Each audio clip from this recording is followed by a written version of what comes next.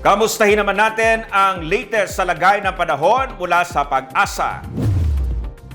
Apektado pa rin ng Intertropical Convergence Zone ang buong Mindanao maging ang lalawigan ng Palawan at patuloy pa rin po itong nagdudulot ng maulap na papawirin at mga pag-ulan dito po sa halos buong Mindanao nga po sa ating forecast maging sa lalawigan ng Palawan at sa lalawigan ng Negros Oriental at Siquijor.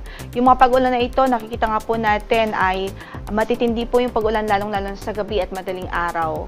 So, patuloy natin pinag-iingat ng ating mga kababayan maging alerto po sa mga posibilidad ng pagbaha at maging ng mga pagguho ng lupa dahil sa ulan na dulot nga po ng Intertropical Convergence Zone.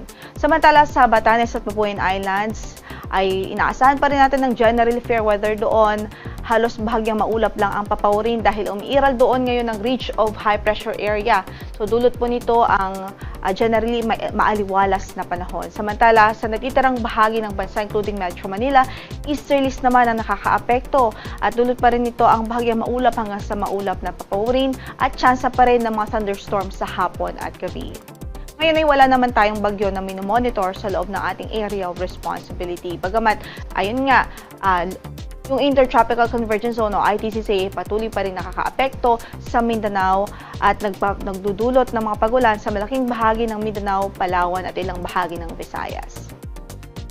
In effect pa rin ang ating weather advisory ngayon kung saan ay ina-expect pa rin natin ang 50 to 100 millimeters of rainfall in the next 24 hours dito sa mga lalawigan na ito, partikular sa Surigao del Sur, Agusan del Sur, Davao de Oro, Davao del Norte, Davao Oriental, Davao del Sur, Cotabato, Mindanao del Norte, Maguindanao del Norte, Maguindanao del Sur, Sultan Kudarat, South Cotabato, Sarangani, Davao Occidental, Misamis Occidental, Lanao del Norte, Lanao del Sur, Zamboanga del Norte, Zamboanga Sibugay, Zamboanga del Sur, Basilan, Sulu at Tawi-Tawi.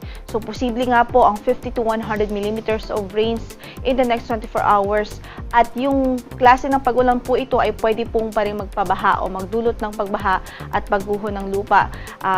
Yung mga pagbaha po is possible sa urbanized areas, sa mga mabababang lugar at yung mga malalapit sa ilog. Kaya patuloy natin pinag-iingat ang ating mga kababayan.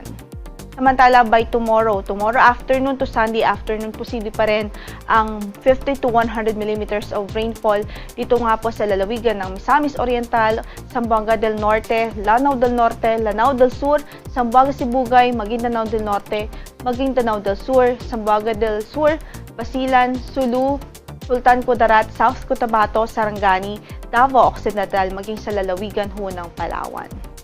Ngayon din, ang 50 to 100 millimeters of rain is posible pa rin ho by Sunday afternoon to Monday afternoon dito po sa Misamis Oriental, Bukidnon, Lanao del Sur at maging sa lalawigan ng Palawan.